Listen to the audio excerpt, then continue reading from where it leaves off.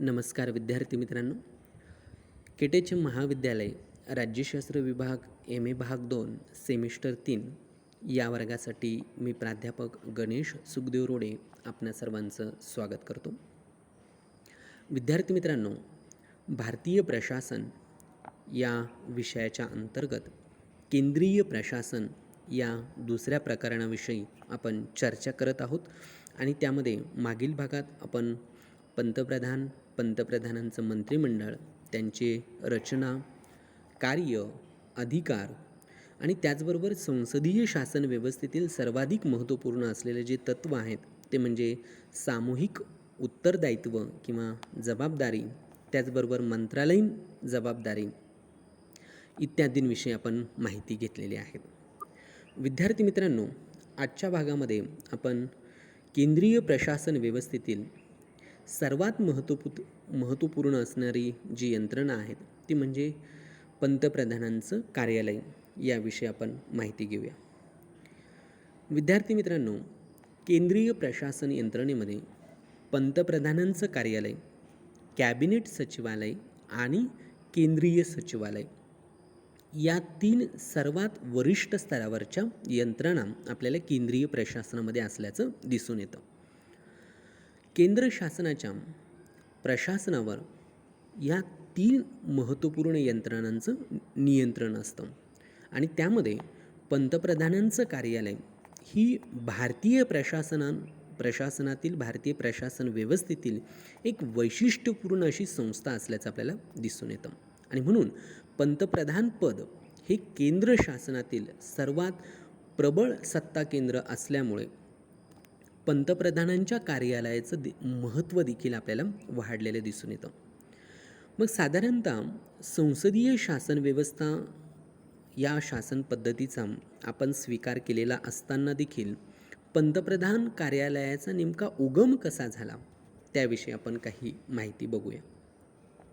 साधारणतः पंतप्रधानांचं कार्यालय ही काही कुठली घटनात्मक यंत्रणा नाही आहेत, तर पंतप्रधानांना त्यांच्या कार्यात सहाय्य करण्यासाठी केंद्र सरकारने ती निर्माण केलेली आपल्याला सांगता येते. एकूणच ब्रिटनमध्ये मंत्रिमंडळ सचिवालय हे आपल्याला असल्याचं दिसून येतं आणि त्याचा प्रमुख हा मंत्रिमंडळ सचिव हाच अप्रत्यक्षपणे पंतप्रधान कार्यालयाला सहाय्य करत असतो. भारतातही कॅबिनेट सचिवालयाच्या नियंत्रणाखाली कॅबिनेट सचिवालय हे आपल्याला कार्यरत असल्याचं दिसून येतं, पण कॅबिनेट सचिव हा पंतप्रधानांच्या कार्यालयाचा भाग बनू नये असा जाणीवपूर्वक निर्णय भारताचे पहिले पंतप्रधान जवाहरलाल नेहरू यांनी आपल्याला घेतलेला दिसून येतो. भारत स्वतंत्र झाला त्यावेळेस लॉर्ड माउंटबॅटन यांनी नेहरूंना असा एक सल्ला दिला की पंतप्रधानांच्या कार्यालयाला एक वेगळा सचिव असावा आणि त्यामुळे कॅबिनेट सचिव हे पद राजकारणापासून अलिप्त राहील आणि त्यानुसार पंतप्रधानांच्या कार्यालयाचा मुख्य सचिव असं एक पद त्यावेळी निर्माण करण्यात आलं.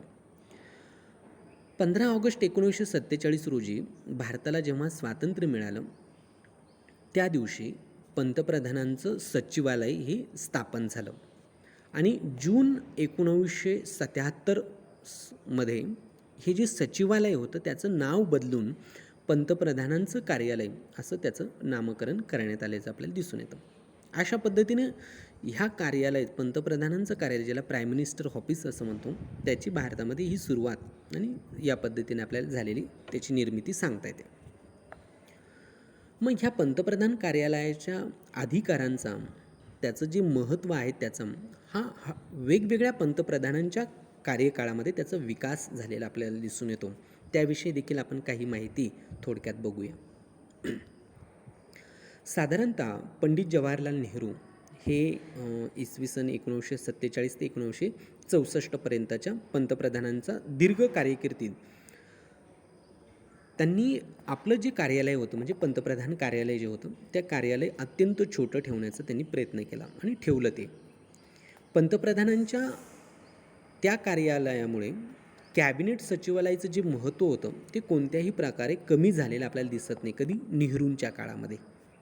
आणि म्हणून नेहरूंनी पंतप्रधान सचिवालयाच्या कार्यपद्धतीबाबत निकोप अशी एक प्रथा निर्माण केलेली होती. आणि त्यामुळे या सचिवाला सहसचिवाचा दर्जा दिलेला होता. म्हणजे पंतप्रधान सचिवालयाचं जे प्रशासकीय प्रमुख जो होता त्याचा दर्जा हा सहसचिवाचा असल्याचं दिसून येतं, सचिवाचा नव्हता. आणि परिणामी जी घटनात्मक यंत्रणा होती ती म्हणजे कॅबिनेट सचिवालय. त्यामुळे कॅबिनेट सचिवालय आणि कॅबिनेट सचिवाचं जे स्थान होतं ते आपल्याला नेहरूंच्या काळामध्ये श्रेष्ठ राहिलेलं दिसून येतं. आणि अशा प्रकारे नेहरूंच्या कार्यकिर्दीत केंद्रीय प्रशासन व्यवस्थेमध्ये कॅबिनेट सचिवालय हाच सर्वोच्च प्रशासकीय घटक राहिला आणि कॅबिनेट सचिव हे सर्वोच्च प्रशासकीय पद आपल्याला राहिलेलं दिसून येतं. कधी 1964पर्यंत नेहरूंच्या कारकिर्दीत. आणि पंतप्रधान कार्यालयाचं महत्त्व हे साधारण होतं. म्हणजे ते फक्त पंतप्रधानांना त्यांच्या कार्यात मदत करण्यासाठी असल्याचं आपल्याला दिसून येतं. आणि मुख्य जी प्रशासकीय यंत्रणा होती ती कॅबिनेट सचिवालय आपल्याला राहिलेलं दिसून येतं. परंतु पंतप्रधान सचिवालयाचं महत्त्व जे आहे ते लाल बहादूर शास्त्री जेव्हा पंतप्रधान झाले तेव्हा त्यांच्या काळापासून ते वाढत गेलं. आणि या सचिवालयाच्या प्रमुखपदी म्हणजे पंतप्रधान सचिवालय या सचिवालयाच्या प्रमुखपदी सहसचिवाऐवजी सचिव नेमण्याची सुरुवात शास्त्रींच्या काळापासून झाली. आणि लाल बहादूर शास्त्री यांनी LK झा या वरिष्ठ आणि कुशल अशा प्रशासकाची नेमणूक त्या पदावर त्यांनी आपल्याला केलेली दिसून येते. आता LK झा यांच्या कार्यक्षमतेवर मुळात शास्त्रीजींचा विश्वास होता आणि त्यामुळे सहसचिवाऐवजी सचिव म्हणून त्यांची या पंतप्रधानांच्या सचिवालयाच्या कार्यालयात त्यांची नेमणूक करण्यात आली. आता सचिव स्तरावरच्या सर्व समित्यांवर त्यामुळे त्यांना सचिव या पदाचं स्थान मिळाल्यामुळे LK झा यांना किंवा पंतप्रधानाचे ते मुख्य कार्यालय सचिवालयाचे सचिव झाल्यामुळे ते सचिव स्तरावरच्या ज्या सर्व समित्या होत्या त्या सर्व समित्यांवर LK झा हे सहभाग घेऊ लागले. आणि सर्व खात्यातील सर्व महत्त्वाच्या बाबींची माहिती पंतप्रधान सचिवालयाला दिली पाहिजेत अशा प्रकारची सूचना त्यांनी सर्व खात्यांना मंत्रालयांना काढली. आणि त्यामुळे महत्त्वाची जी प्रकरणं होती त्या महत्त्वाच्या प्रकरणांमध्ये बहुधा LK झा यांचा शब्द हा अखेरचा ठरण्याला सुरुवात झाली. ज्येष्ठ अभ्यासक CP भामरी यांनी असं एक निरीक्षण नोंदवलं आहे की ते असं म्हणतात की नोकरशाहीवर अवलंबून राहण्याच्या शास्त्रीजींच्या सवयीचं उदाहरण म्हणजे शक्तिमान अशा पंतप्रधान सचिवालयाची स्थापना हे त्यामध्ये सांगता येतं. यथाअवकाश ते भारताच्या राजकीय आणि प्रशासकीय सत्तेचं एक चेतना केंद्र बनलेलं दिसून येतं असं CP भामरे यांनी एक निरीक्षण त्यामध्ये नोंदवलेलं आपल्याला दिसून येतं. एकूणच LK झा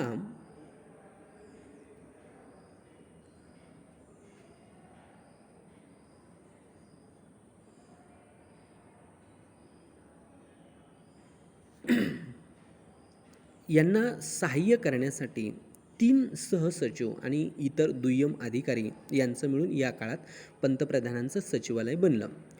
शास्त्रीजींनी केवळ ज्याला काय म्हणूया अधिकार वर्गच केवळ त्यांनी बदलवला नव्हता तर स्वतः काळजीपूर्वक त्यांनी आपल्या विश्वासातील अधिकारी त्या सचिवालयामध्ये नेमले आणि नेहरूंच्या काळापेक्षा अधिक मोठी जबाबदारी त्यांनी या प्रशासकीय अधिकाऱ्यांवर आपल्याला सोपवलेली दिसून येते.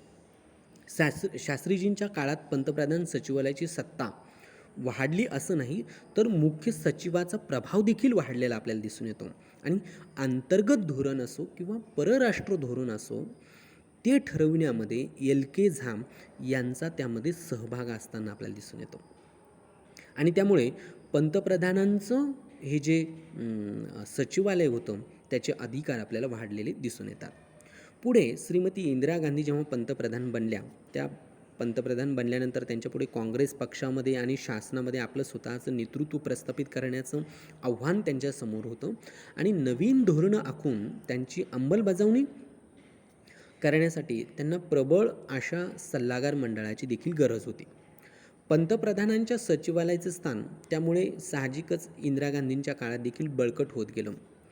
विशेषतः 1960 जेव्हा झा यांच्या जागी PN हक्सर 1967 हक्सर यांची जेव्हा नेमणूक झाली, त्यानंतर शासनाची धोरणं ठरवण्यामध्ये पंतप्रधानांचं सचिवालयाची कळीची भूमिका ही बजावू लागलं. पुढे सन 1971 ते 1975 या काळात महत्त्वाचे जे निर्णय झाले ते म्हणजे बँकांचं राष्ट्रीयकरण असेल, संस्थानिकांचे तनखे रद्द करणं असेल, बांगलादेशच्या प्रश्नावरून पाकिस्तानबरोबरचं भारताचं युद्ध असेल किंवा अगदीच सन 1975 लागू करण्यात आलेली अंतर्गत आणीबाणी असेल. असे जे महत्त्वाचे निर्णय आहेत ते निर्णय घेण्यामध्ये त्यात पंतप्रधानांच्या सचिवालयाची भूमिका ही मध्यवर्ती होती, केंद्रीय भूमिका असल्याचे आपल्याला दिसून येते. आणि त्यामुळे राज्यशास्त्राचे ज्येष्ठ अभ्यासक ग्रॅनव्हिल ऑस्टिन यांनी असं एक निरीक्षण नोंदवलं आहे. ते असं म्हणतात की सन 1967 ते 1973 ह्या काळात श्रीमती इंदिरा गांधी यांचा जो प्रधान सचिव होता, या नात्यानं PN हक्सर यांनी पंतप्रधानांच्या सचिवालयाचा पूर्ण कारभार आपल्या हाती घेतला आणि ते मुख्य सत्ता केंद्र बनलेलं दिसून येतं.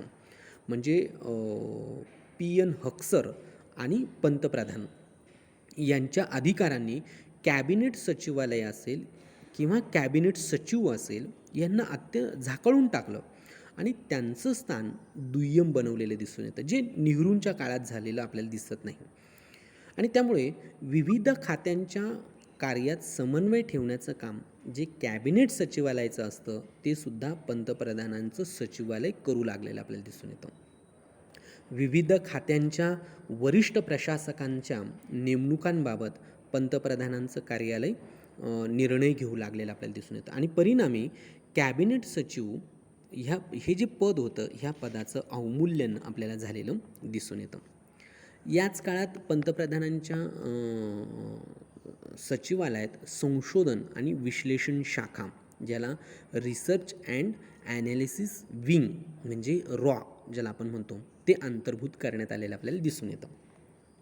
सन 1975 ते 1977 आणीबाणीच्या काळात नोकरशाहीकडून जो मनमानी कारभार झाला त्यामुळे पंतप्रधानांच्या सचिवालयाची प्रतिमा जी होती ती थोडीशी खालावली आणि त्यामुळे पुढे सन 1977 ते 1979 या काळामध्ये काँग्रेसचं सरकार जाऊन जनता पक्षाची केंद्रामध्ये सत्ता आली आणि त्यामुळे या सचिवालयाला आलेलं जे प्रमाणापेक्षा जास्त जे महत्त्व होतं ते जनता पक्षाच्या काळामध्ये कमी करण्याचा प्रयत्न आपल्याला झालेला दिसून येतो. त्यातील कर्मचाऱ्यांची संख्या कमी करण्यात आली आणि सचिवालय याच्याऐवजी कार्यालय असं त्यांनी नावसुद्धा त्याचं बदलवलेलं आपल्याला दिसून येतं. म्हणजे पंतप्रधानांचं सचिवालय याच्याऐवजी पंतप्रधानांचं कार्यालय अशा प्रकारचे त्याचे नामकरण त्याच्यामध्ये केलेलं आपल्याला दिसून येतं. आणि या काळात मोरारजी देसाई हे पंतप्रधान होते आणि त्यांनी व्ही शंकर ह्या कार्यक्षम प्रशासकाचे प्रधान सचिव म्हणून त्यांनी नेमणूक केलेली आपल्याला दिसून येते. पण झालं असं की जनता पक्षाची कार्यकीर्द ही अल्पजीवी ठरली आणि पुढे पुन्हा सन 1980 साली श्रीमती इंदिरा गांधी पुन्हा पंतप्रधान झाल्या आणि त्यांनी PC अलेक्झांडर यांची प्रधान सचिव पदावर त्यांनी नेमणूक केली. आता ही जी संस्था होती ही संस्था पंतप्रधान कार्यालय म्हणजे PMO प्राईम मिनिस्टर ऑफिस ह्या नावानं ओळखली जात होती.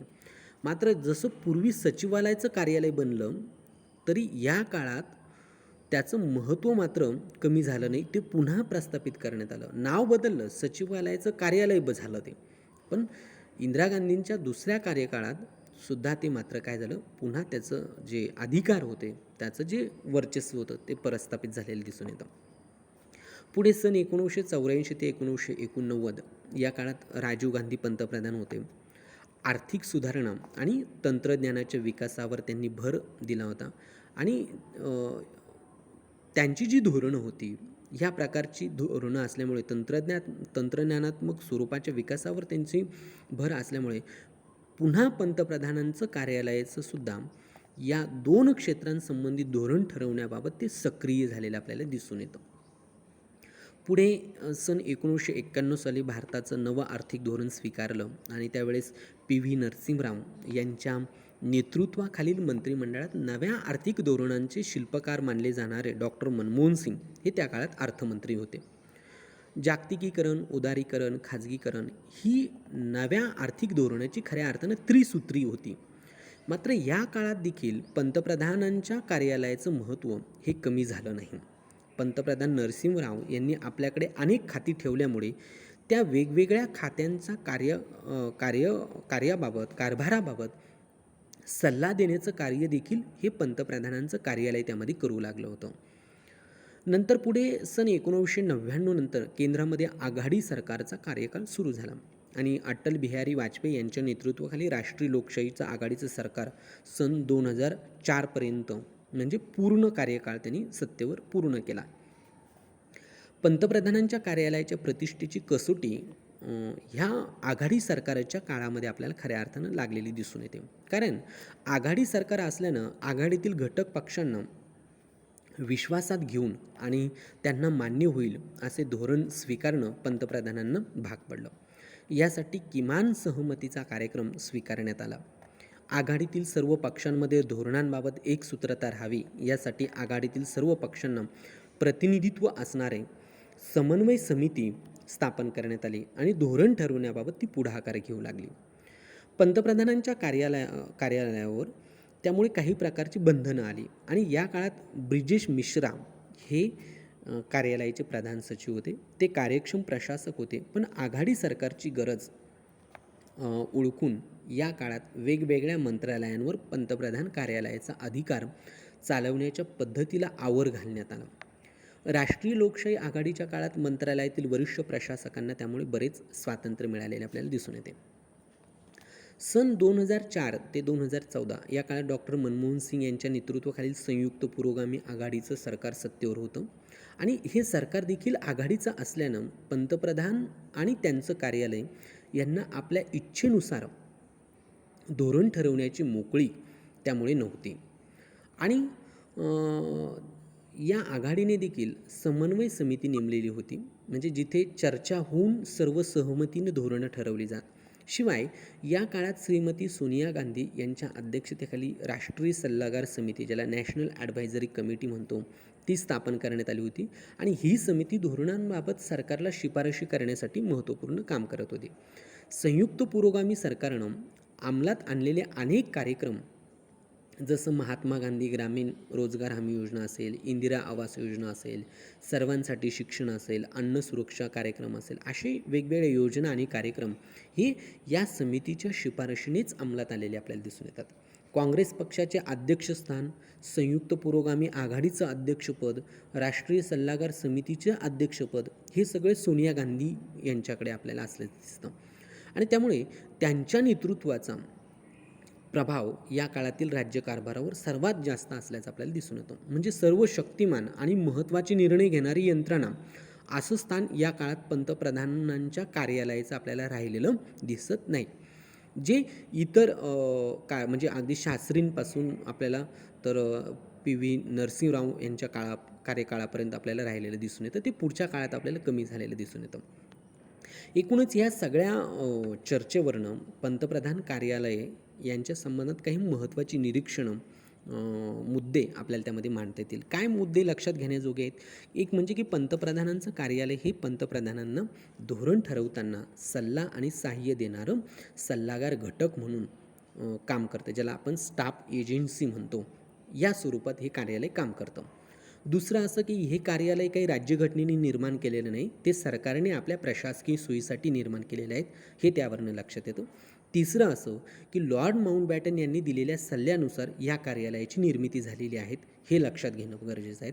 चौथं असं की नेहरूंच्या काळात हे कार्यालय छोटं होतं आणि कॅबिनेट सचिवालयाच्या कार्यात ते हस्तक्षेप करत नव्हतं.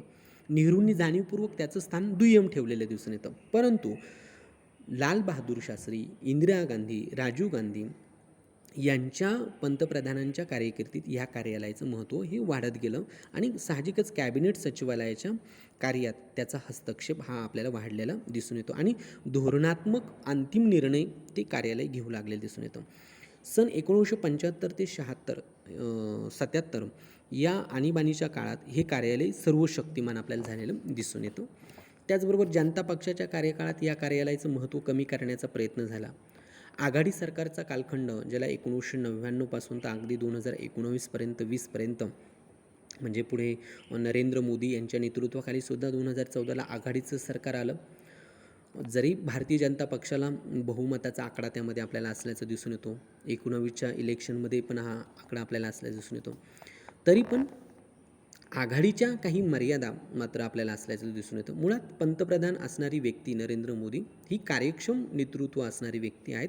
तरीही पण पंतप्रधान कार्यालयाची भूमिका मधल्या काळात जे महत्त्वपूर्ण निर्णय झाले, अगदी नोटबंदीचे असेल किंवा इतर जे महत्त्वपूर्ण निर्णय झाले त्यावरती सुद्धा आपल्याला पंतप्रधान कार्यालयाचा प्रभाव असल्याचं दिसून येतो. पण आघाडीच्या काही मर्यादा मात्र ह्या कार्यालयावरला स्वीकाराव्या लागलेल्या दिसून येतात.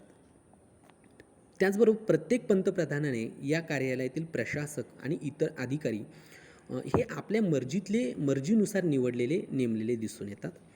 त्याचबरोबर पंतप्रधानांचं कार्यालय हे पंतप्रधानांना सर्वात निकटचं आणि दैनंदिन संपर्कातील कार्यालय असल्यामुळे संसदीय शासन पद्धतीत पंतप्रधान पदाला असणारे महत्त्व विचारात घेता पंतप्रधान कार्यालयाचं महत्त्व हे भविष्यात पुढेही कायम राहणार हे निश्चितपणे आपल्याला त्यामध्ये सांगता येऊ शकतं. मग ह्या कार्यालयाची रचना काय आहे, तर ह्या कार्यालयाचं प्रधान सचिव आणि त्याच्या अंतर्गत 3 महत्त्वपूर्ण विभाग त्यामध्ये केलेले आपल्याला दिसून येतात. प्रधान सचिव हा या कार्यालयाचा प्रमुख असतो. परराष्ट्र धोरण, राष्ट्रीय सुरक्षा, आर्थिक प्रश्न, अंतर्गत सुरक्षा अशा जवळजवळ सर्व महत्त्वाचे जे प्रश्न आहेत त्या प्रश्नांबाबत तो पंतप्रधानांचा सल्लागार असतो आणि त्याचा संबंध हा रोजच पंतप्रधानांशी येत असतो, त्याचा संपर्क होत असतो.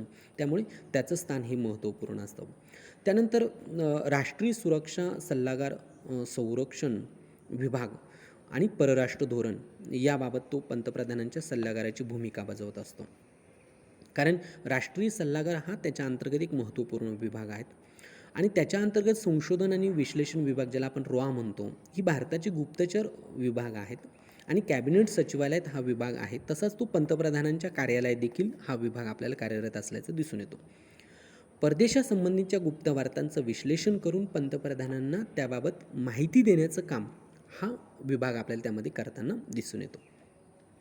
त्यानंतर अंतर्गत देशाची अर्थव्यवस्था, आर्थिक धोरण आणि नियोजन याबाबत सल्ला आणि माहिती देण्याचं काम हा आर्थिक सल्लागाराचं असतं आणि म्हणून आर्थिक सल्लागार हा एक त्यामध्ये विभाग आपल्याला असल्याचं दिसून येतो. त्याच्या अंतर्गत भ्रष्टाचार विरोधी विभाग देखील कार्यरत असल्याचं दिसून येतं. आणि त्यानंतर अंतर्गत सुरक्षा सल्लागार विभाग हा एक महत्त्वपूर्ण आहे. देशांतर्गत घडामोडी असतील, चळवळी असतील, समस्या असतील याबाबतची माहिती पंतप्रधानांना हा विभाग देत असतो आणि त्या अंतर्गत लोकघराणी विभाग येतो. तो थेट पंतप्रधानांच्या कार्यालयाशी संपर्क साधून लोकांना आपली घराणी, आपल्या समस्या मांडता यावेत या उद्देशानं हा विभाग सुरू केलेला आपल्याला सांगता येतो. या घराण्यांची दखल हा विभाग घेत असतो आणि विविध मंत्रालयांना त्याबाबत तो सूचना देतो. महत्त्वाचे प्रश्न पंतप्रधानांना तो सादर करत असतो. अशी एकूण या पंतप्रधान कार्यालयाची रचना आपल्याला त्यामध्ये सांगता येते. मग पंतप्रधान कार्यालयाचं कार्य, त्याचे अधिकार काय आहेत ते देखील आपण लक्षात घेणं गरजेचं आहे. मुळात पंतप्रधानांचं कार्यालय हे सल्लागार अधिकरण, ज्याला आपण स्टाफ एजन्सी म्हणतो, या स्वरूपात काम करतं. म्हणजे रायलसीना हिल जिथं राष्ट्रपती भवन आहेत आजचं, त्या भवनाच्या दोन्ही बाजूला दक्षिण कक्ष आणि उत्तर कक्ष असे 2 इमारती आहेत आणि यातील दक्षिण कक्षात पंतप्रधानांचं कार्यालय हे आपल्याला असल्याचं दिसून येतं आणि उत्तर कक्षामध्ये परराष्ट्र मंत्रालयाचं कार्य असल्याचं सांगता येतं. पंतप्रधानांचं कार्यालय पंतप्रधानांना त्यांच्या कार्यात सल्ला आणि सहाय्य देण्याचं मुख्य काम त्याच्यामध्ये करत असतं. ज्या मंत्रालयाचा कारभार हा पंतप्रधानांकडे आहेत त्याबाबतची सर्व प्रकरणं पंतप्रधानांच्या कार्यालयाकडून स्वीकारली जातात आणि पंतप्रधान त्यावर निर्णय घेतात. ज्या मंत्रालयांचा कार्यभार हा कॅबिनेट मंत्री किंवा राज्यमंत्री, जो स्वतंत्र कार्यभार असलेलं मंत्रालय यांच्याकडे नसतो, ते आपल्या मंत्रालयाच्या सर्व प्रकरणांबाबत निर्णय घेतात. मात्र एखाद्या प्रकरणाबाबत पंतप्रधानांना माहिती देणं किंवा पंतप्रधानांकडून आदेश घेणं आवश्यक आहे असं संबंधित मंत्र्याला जर वाटलं तर ते देखील पंतप्रधानांच्या कार्यालयाकडे पाठवलं जातं. ज्या प्रकरणात पंतप्रधानांनी व्यक्तिशः लक्ष घालणं आणि मंत्र्यांना त्याबाबत निर्देश देणं आवश्यक असतं, अशी महत्त्वाची प्रकरणं देखील त्यामध्ये असतात. म्हणजे त्यामध्ये कोणती आहेत? तर संरक्षण सिद्धतेबाबतची महत्त्वाची प्रकरणं आहेत, महत्त्वाचे धोरणात्मक निर्णय घेणं असतील, परदेशातील भारतीय राजदूत, वाणिज्यदूत, आंतरराष्ट्रीय संघटनेवरील भारताचे प्रतिनिधी यांच्या नेमणुकांबाबतचे प्रस्ताव, तसेच परदेशाचे भारतातील राजदूत, वाणिज्यदूत आणि इतर प्रतिनिधी यांच्या नेमणुका यांना मान्यता देणं या संदर्भातले महत्त्वपूर्ण निर्णय ते घेत असतं. कॅबिनेट सचिवालयाशी संबंधित सर्व महत्त्वाचे निर्णय पंतप्रधानांचं कार्यालय घेत असतं. घटनात्मक किंवा वैधानिक आयोग असतील, मंडळं असतील, विविध खात्यांशी निगडित आयोग असतील, प्रशासकीय न्यायाधिकरण असतील, त्यांच्यावरच्या जे नेमणुका आहेत त्याबाबत देखील महत्त्वपूर्ण निर्णय पंतप्रधानांचं कार्यालय घेत असतं. ज्यांना राष्ट्रपतींची मान्यता लागते अशा सर्व न्यायालयीन नेमणुकांविषयी सुद्धा महत्त्वपूर्ण कार्य हा विभाग कार्यालय करत असतं. राज्यांना जाहीर केलेला पंतप्रधानांनी राज्याला जाहीर केलेला जो निधी आहे त्याच्याविषयी महत्त्वपूर्ण सल्ला देणं, निर्णय घेणं, पंतप्रधानांना सल्ला देणं हे काम करत असतं. किंवा अगदीच जे दरवर्षी राष्ट्रीय सन्मान चिन्ह, गौरव चिन्ह इत्यादींसाठी जी निवड केली जाते त्यामध्ये सुद्धा हा विभाग महत्त्वपूर्ण काम करत असतो. अशी सर्व महत्त्वाची प्रकरणं पंतप्रधानांच्या कार्यालयाकडे येतात, ज्याबाबत पंतप्रधानांना माहिती देणं आवश्यक आहे किंवा जी प्रकरणं कॅबिनेटसमोर सादर करणं आवश्यक आहेत, अशी सर्व प्रकरणं प्रत्येक खात्याच्या सचिवाने पंतप्रधानांच्या कार्यालयाकडे पाठवावीत असा आदेश त्यामध्ये दिलेला असतो. याबाबतीत निर्णय घेताना हे कार्यालय पंतप्रधानांना सल्ला आणि सहाय्य त्याच्यामध्ये देत असतं. एकूणच पंतप्रधानांची महत्त्वाची भाषणं, निवेदनं, पत्र यांचे मसुदे हे पंतप्रधान कार्यालयाकडून तयार केले जातात आणि पंतप्रधानांची त्याला मान्यता घेतली जाते. तसेच पंतप्रधानांचा पत्रव्यवहार या कार्यालयाकडून हाताळला जात असतो. शिवाय पंतप्रधानांचे जे निधी असतात, म्हणजे पंतप्रधानांचा राष्ट्रीय सहाय्य निधी आणि राष्ट्रीय संरक्षण निधी यांचा विनियोग थेट ह्या कार्यालयाकडून केला जातो, हे देखील आपल्याला त्यामध्ये सांगता येतं. विद्यार्थी मित्रांनो, एकूणच केंद्रीय प्रशासन व्यवस्थेतील एक महत्त्वपूर्ण यंत्रणा म्हणून पंतप्रधानांचं कार्यालय, प्राईम मिनिस्टर ऑफिस PMO याविषयी आपण आज माहिती जाणून घेतली. पुढील भागामध्ये आपण केंद्रीय सचिवालय आणि कॅबिनेट सचिवालय याविषयी माहिती घेऊया. तोपर्यंत थांबूया. सर्वांचे धन्यवाद.